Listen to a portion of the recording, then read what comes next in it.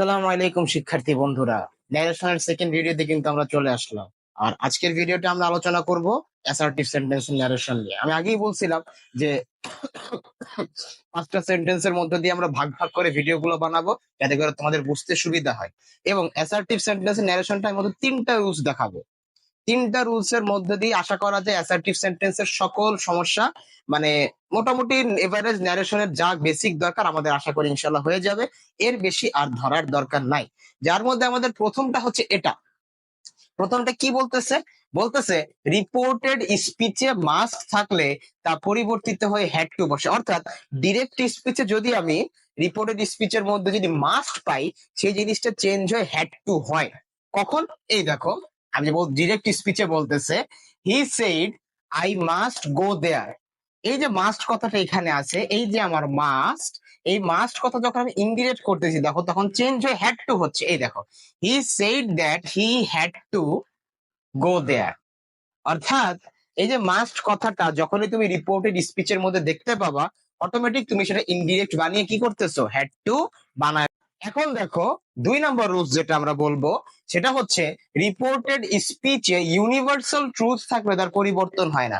Universal truth বলতে আমরা কোনটা বলি? চিরন্তন সত্য আর কি, যেসব জিনিস কখনো পরিবর্তন হওয়া সম্ভব না। আমরা উদাহরণে যদি দেখি, teacher said the earth moves round the sun. পৃথিবী সূর্যের চারদিকে ঘোরে। এখন সেটাকে যদি আমরা ইনডিরেক্ট করি তখন বলতেছে টিচার সেইড দ্যাট। আমরা জানি ন্যারেশনের একটা স্বভাবচরিত বৈশিষ্ট্য যে ইনভার্টেড কমাগুলো উঠে আমার কোন একটা কনজাংশন বসাইতে হয়। সেটা ইন্টারোগেটিভের ক্ষেত্রে আমরা আস্কড বসাই, ইম্পারেটিভের ক্ষেত্রে অনেক কিছু বসে, ইম্পারেটিভ সেকশনে আমরা আলোচনা করব। আর অ্যাসার্টিভ সেন্টেন্সের ক্ষেত্রে সবসময় ইনভার্টেড কমা উঠে গিয়ে একটা দ্যাট বসে। ওকে, তাহলে সেই দ্যাটটা বসানোর পর আমরা কি করলাম দেখো, the earth moves round the sun. অর্থাৎ এই যে জিনিসটা এইখানে ছিল ঠিক সেই সেন্টেন্সটা আমি এখানে বসাইছি, কোন রূপ চেঞ্জ হয় নাই। অথচ আমরা কিন্তু টেন্সের ট্রানজিশন বা বিভিন্ন ওয়ার্ডের ট্রানজিশন গুলো জেনে আসি যেগুলো ন্যারেশনে করতে হয়। অথচ এখানে কিন্তু আমরা কোনো রকম চেঞ্জই করি নাই, যা ছিল তাই রেখে দিছি। এটাই হচ্ছে যে ইউনিভার্সাল ট্রুথের কখনোই পরিবর্তন হয় না। এটাই ছিল আমাদের সেকেন্ড রুলস। এবার আমরা থার্ড রুলসে চলে যাই। এই 3 নম্বর রুলস এর মধ্যে আমরা যেটা দেখবো যে রিপোর্টিং ভার্বের পরে অবজেক্ট থাকলে টেল বা টেলস বা টোল্ড হয়। এখন হচ্ছে রিপোর্টিং ভার্বটা কি সেটা জানা দরকার। রিপোর্টিং ভার্ব হচ্ছে এই যে সেইড কথাগুলো আমরা বসাই না ন্যারেশনে, উক্তির আগে সব সময় সেইড সেইড সেইড সব জায়গায় লাগানোই থাকে। এই সেইড জিনিসটাই হচ্ছে আমার রিপোর্টিং ভার্ব।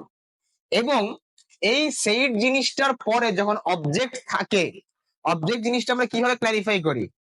যদি তুমি ভার্বকে কি বা কাকে দ্বারা প্রশ্ন করো এবং যদি উত্তর পাও তখন হলে আমার অবজেক্ট আমরা বলতে পারি।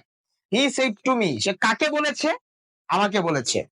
অর্থাৎ অবজেক্ট এক্সিস্ট করে এবং অবজেক্টটা বসানোর আগে অবশ্যই টু বসাতে হয়। ঠিক আছে? এখন এই যে সেইড আমরা যেটা বলতেছিলাম আমাদের রিপোর্টিং ভার্ব, সেই রিপোর্টিং ভার্বের পরে যদি অবজেক্ট থাকে তখন সেটা পরিবর্তিত টেল অথবা টেলস অথবা টোল্ড হয়। এটা ডিপেন্ড করে এইটার উপরে। এটা যেহেতু সেইড আছে, পরিবর্তিত হয়ে টোল্ড হবে। যদি এখানে সে থাকতো তাহলে ওখানে টেল হইতো। যদি এখানে সেইস থাকতো তাহলে ওই অপর পাশে মানে ইনডিরেক্ট স্পিচে টেলস হয়ে যাইতো। ওকে, এখন দেখো he said to me come with me. তাহলে তোমার এখানে আমার অবজেক্ট আছে, আমি পরিবর্তন করলাম, এই দেখো টোল্ড হয়ে গেছে। He told me, he told me to, হ্যাঁ he told me to go with him. এই দেখো এখানে একটা জিনিস আমি ট্রানজিশনের মধ্যে বলছিলাম যে কাম থাকলে সব সময় গো হয়, ছিল আমি ট্রানজিশনটা ঘটাইছি। এই ট্রানজিশনটার দিকে আমাদের একটু খেয়াল রাখতে হবে। এই জিনিসটা গো হয়ে গেল, আর এই যে মি, এই মিটা কিন্তু এখন হিম হয়ে গেছে। কারণ মি বলতে কাকে বুঝাইছে? এই হি কে বুঝাইছে। এই মি কিন্তু আমাকে বুঝায় নাই, এই মি বুঝাচ্ছে এই হি কে। যেহেতু হি কে বুঝাচ্ছে সেই হি এর জন্য আমি এখানে হিম বসাইলাম। ন্যারেশনে নর্মাল ওয়ার্ড গুলো যে আমি ট্রানজিশনের কথা বলছিলাম তার পাশাপাশি পার্সনের যে ট্রানজিশন খুবই ইম্পর্টেন্ট। কারণ এখানে একজন ব্যক্তি নিজেকে যেভাবে বলতেছে, তুমি যখন এই ন্যারেশন ইনডিরেক্ট স্পিচ করতে যাবে তখন কিন্তু অ্যাঙ্গেলটা চেঞ্জ হয়ে যায়। তখন সেটা আমি থাকতেছি না, কখনো তবে সে থাকতেছে না, অন্য কিছু হয়ে যেতেই পারে। সো ওই অ্যাঙ্গেল থেকে চিন্তা করে তারপর তোমাকে এটা বসাইতে হবে। ঠিক যেভাবে এখানে আমি মিটাকে হিকে বোঝাচ্ছে সেটা জাজ করে আমি এখানে হিম বসালাম। এই জাজমেন্টটা ক্লিয়ার না থাকলে কিন্তু সম্ভব না। এই ছিল অ্যাসার্টিভ সেন্টেন্সের ন্যারেশন। এই তিনটা রুলস যদি ভালো মতো আয়ত্তে রাখতে পারো, ইনশাআল্লাহ অ্যাসার্টিভ সেন্টেন্সের ন্যারেশন নিয়ে আর কোনো প্রবলেম হবে না। নেক্সট ভিডিও নিয়ে আমরা আসবো ইন্টারোগেটিভ সেন্টেন্সের ন্যারেশন নিয়ে। ততদিন ভালো থাকো, সুস্থ থাকো, আল্লাহ হাফেজ।